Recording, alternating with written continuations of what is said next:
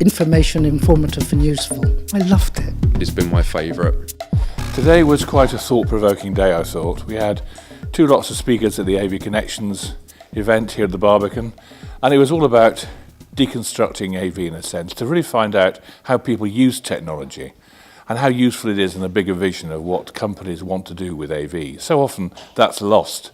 When all these grand visions are thrust out into the open, the building gets built, and so often you find AV is just stuck in a pigeonhole, the last element in the vision.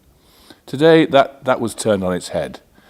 A lot of users here and a number of consultants involved in big projects were saying user power is on the increase.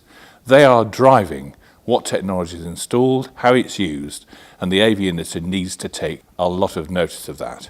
It's about managing change, managing it effectively, and actually using the whole process to boost creativity in companies. Great. What really interested me was the panel discussion at the end, where we seem to be moving towards this idea that usability is increasingly important as the way in which you define the project and you define the success of the project.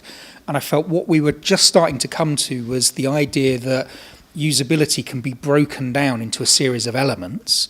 Those elements can be defined, and then the conversation that you have with the customer becomes one where you show them about, if they want to disinvest, if they want to take one of those elements away, that you can actually show what the impact is on the end user experience.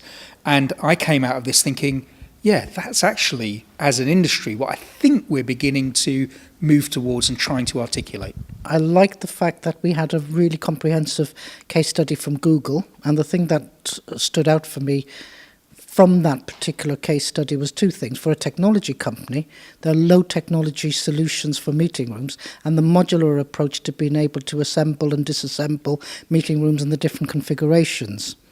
And the other interesting thing about the second presentation was that, again, it was an interesting case study on how to work from within a particular culture, and how to sort of gently move within that culture to end up with a better solution.